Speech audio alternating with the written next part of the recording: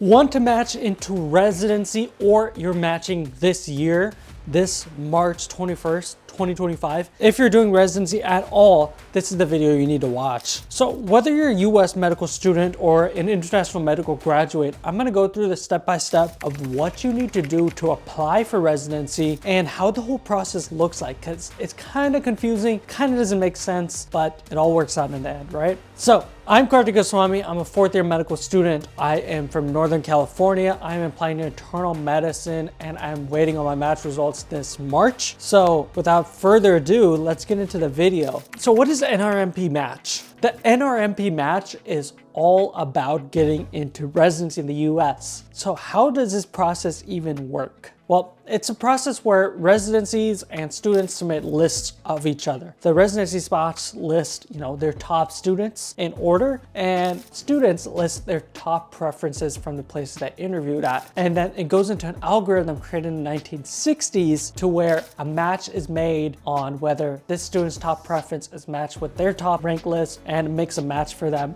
and gets them in. The whole reason this was created, and many of you probably wonder like me, why can't they just do a normal application and go on with it? Well, I did some research, I learned about this myself, and I'm here to tell you they did used to do that back in the day. It was a normal application, you apply, they like you, they interview you, then you have options. Problem was the competitive people had so many options. They'd hold on to interviews, they'd hold on to spots, and every hospital only has a limited amount of seats they can hold on to, and they can't give other people options. So these top competitive applicants would hoard all of this, and then these other average students, maybe like you could say myself, would be like, we don't have any options because they're all being hoarded by a competitive applicant.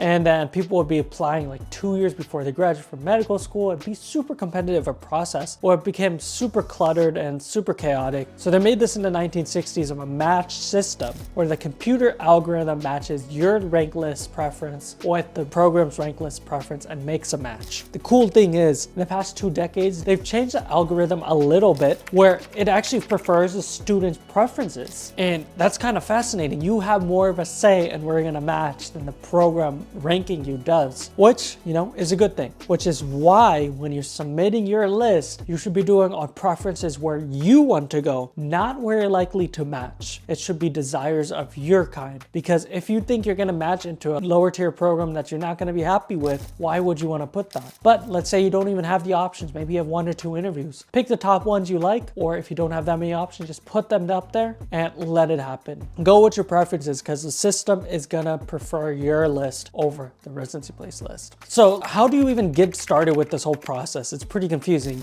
So let's get into how a prospective resident like myself and those you watching right now are supposed to go through this whole process, how this whole year has been, and how you should go forward with it. This is especially important if you're watching this anytime within the couple of days that I have uploaded this video. It's right before rank lists are due for the 2025 cycle. So this is a very important video. Keep watching, make sure you've done all these steps and you're ready to submit your rank list. For everyone else watching, prospective residents in the future, go through all these steps I'm about to outline. These are your important steps. Take notes if you need to of all the important deadlines that you're going to be going through. So for US medical graduates, MDs, DOs, you must be from an accredited medical school. For MD schools, it's LCME accreditation. For DO schools, it's COCA accreditation. And you must have passed step 1 and step 2. You do not need to have taken step 3 for US medical students. This is not a requirement, and actually you can't even take step 3 as a US medical student until you're done with your medical school. For international medical students, you must come from an ECFMG medical school, where it's a certified school somewhere in the world that says, okay, yes, you're an actual medical school, you got a great degree. They do have certifications for most schools around the world. I think if you don't have an ECFMG accredited school, you can get your school to apply for it. You can get accreditation for it. Now, there used to be a Form 186 that you had to fill out for residency. Now there have been some changes, but you must be an accredited medical school to even go further with the application. You must pass step 1 and step 2, just like US med students, but for international med medical students, it's highly encouraged to take step 3 as well. And the reason is, if you take step 3, you're gonna give a higher likelihood chance that the program's gonna be like, okay, this student, this kid, they really know their stuff. They're already done with their board exams. They're just here to work. You're gonna be more likely to get visas, H-1B and all that stuff. If you have taken your step 3, you're gonna look more favorable to the programs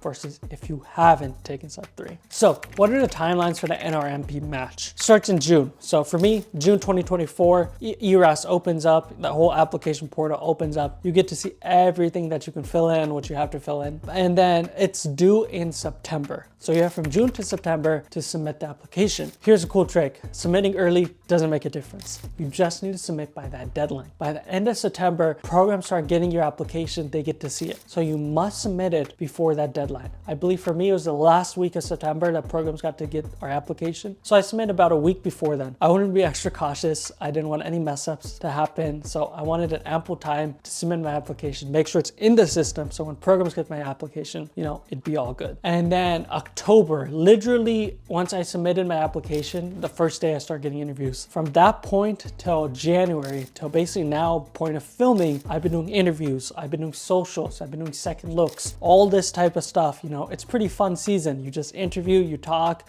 you go to socials, some are in person, some are online, you go visit places. It's a pretty fun time. And then February, you submit your rank order list. For us, for the 2025 cycle, you guys, we are submitting on February 3rd to March 5th, I believe, is the exact window that we have to submit a rank list in. Now, again, there's no order on if you submit early, it's gonna be better. You just need to get it submitted before that deadline. And I mean, if you'd listen to me, I'm a very cautious person. I'd probably say submit it before March even starts just to be safe. I always like being safe than sorry, but those are the deadlines. And then in March, you find out on a Monday if you matched or not. For us, it's gonna be March 17, 2025, if you matched or not. You don't know where or what. And then on Friday, which is March 21st for us, 2025, we find out our place where we matched. So that whole week, the whole reason you find out on a Monday if you matched or not is because you have that week to soap. What is soap? I'm not gonna dive into super details, but it's basically if you didn't match on that Monday,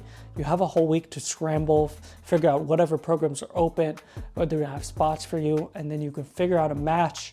And then by that Friday, you matched, you found your place, and then you're fine. Now for my IMG audience listening out there are such things as pre-match. I still believe there are some in the country, in the US, that still do pre-matches. So if that's a thing at a program you're applying to, you know, go with their rules, see what they have to say for a pre-match. I know back in the day, about a couple of decades ago, they would do pre-match just by word of mouth. They'd be like, oh yeah, you matched here, you're fine, you'll be fine, you get the residency spot. So they don't even have to do all the formal process. Now it's a little bit more formal, but for those very rare places that still do it, keep that in mind. And then visa sponsorships like the J1 and H1B visas. Look for programs that offer the best type of visa that works for you, depending on what type of life situation you have and what you're coming in with. Again, step 3 really helps these programs be like, we could really trust this student, we can really trust this future doctor. They'd be more likely to give you the visas. So what things do you have to register for? Like I kind of mentioned earlier, June ERAS opens up. ERAS is the application system where you have your, you know, submission, personal statement, letters of recommendation, all that good stuff is on ERAS. So you make that account in about June. And then you have the NRMP. Now the NRMP is the people who make the match. That is, you usually register around like October-ish. You want to register for that, but you want to make sure you're registered by January because now all the stuff's happening. And next week for me, I have to submit my rank list. So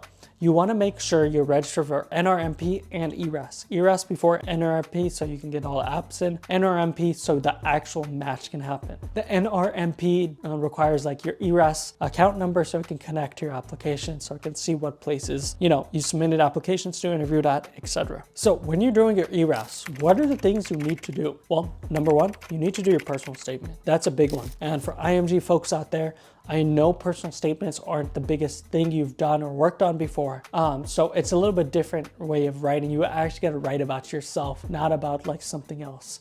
If you have questions, again, feel free to comment below or email me. I'd be happy to talk about this. But what do you need? A personal statement. You need your medical school transcript. You need your STEP USMLE or COMLEX scores. You need your letters of recommendation. You need your medical student performance evaluation, MSPE, and you need your ECFMG certification. That's That's for the IMG folks out there. And then research and apply to programs that you feel like you'd be happy in and that you'd be competitive in. Sure, everyone wants to apply to Harvard, Stanford, all these places. Why not? If you can spend the money for it, why not? But if you're on a budget, if you don't want to apply to too many places, which they have actually made it affordable now, you should apply to places that are actually realistic, that work for you, work for your scenario. I mean, if you're scoring in 270s on step 2 and stuff, go for it. Go to those big prestigious programs. But if you're an IMG, you scored about 220, 230, look for those programs that are going to be more community based, more realistic to get into, that offer visas. Do your real research, find out a good program for you. Again, if you need help figuring out, let me know. I'd be happy to help with this. And then when you get into that interview season from October to January, mostly it's going to be virtual. So for all you guys out there listening, US, IMG, rest assured you most likely won't have to go in person. I've heard prestigious programs, especially for like surgery and stuff, they do have you come in person, but most programs across the board are virtual since COVID. Makes it so much easier to do interviews, but that also means the interview numbers have been going up for programs. It means more applications are going into each program, but give it your best in an interview format. I do have a lot of tips on how you can make yourself stand out on a virtual format. So again, questions, ask me. I'm here to help. And then when you submit your rank order list, you've done your interviews, you're on your next step, you're submitting a rank order list, rank all the places you've interviewed at. Some people are like, oh, you don't have to, but you never know. This is an algorithm. Again, you want to be safe than sorry. You want to rank all the places you interviewed at, but rank them in preference of places you would actually enjoy to go. What fits your criteria? Where is the place you see yourself in the future? What's a good location for you? What's a good training for you? Do they have fellowships if that's what you want to do? How much is the pay? How much is the cost? There were so many different thoughts on picking a program, and it's very, very detailed, but do it by that. And the way I recommend it is get a spreadsheet, list down all the criteria you have of a programs you want, like your ideal. What does it answer? Like what question? Like we just talked about. What location? Is the location good? Is the salary good? Et cetera, et cetera. And then list all the programs and then rank them for each of those questions, and then add up points, tally up points, and see which programs have the most points. That's going to be the best overall program for you. I think that's the best data-driven way to do it. And then you get to match week, submit your things, and in late March, you get to match week. And as said, you do Monday, you get matched or not. If you don't, you do SOAP, and on Friday, you find out what happens. And so that's kind of the overview of the whole process. Now for my IMG folks, naturally it's going to be a little bit of a harder process to get those interviews, to get those rankings up higher, but here's some tips to boost your competitiveness. First off, USMLE scores.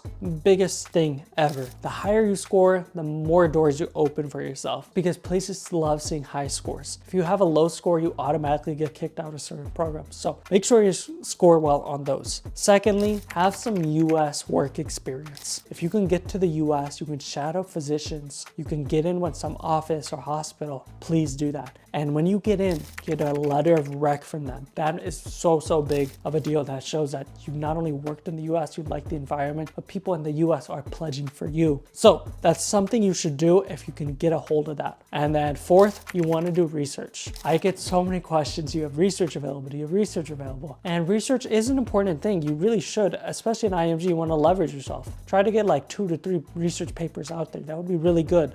Help you stand out more. Obviously you do more, it's better, but 2 to 3 is a good number to shoot for. And as an IMG, don't focus too much on research. Make sure USMLEs are good. Try to get observerships if you can come out here, and then focus on research. And then lastly, you could argue this is more important than all those other steps I just mentioned for IMGs. Apply strategically. Don't just apply to places that are good names. Some of them don't accept IMGs. You gotta see what programs are friendly to IMGs, which have a history of accepting them, which offer good visas, which offer good salaries, good locations, what's realistic for your scores. You gotta do good research. So there's kind of a rundown of residency applications, how to do it, how the NRMP match works, and how you should be doing it. If you like this video and you want more videos like this, hit the like and subscribe button below. Go check out my other videos. And for you guys who need help for your USMLEs, for your MCATs, or you want personal application help, we have personal coaching for all you guys. You can visit us at thedrjourney.com, or you can email us at thedrjourney21@gmail.com. We'd be happy to help you guys. So wishing you the best of luck. And for all of you guys who are matching in the 2025 year with me, best of luck to us. Let's all match together. And for all you prospective residents in the future, best of luck to you as well. I'd be happy to help if you have any questions, and you guys got this. Anyways, stay happy and stay healthy, everyone. Bye-bye.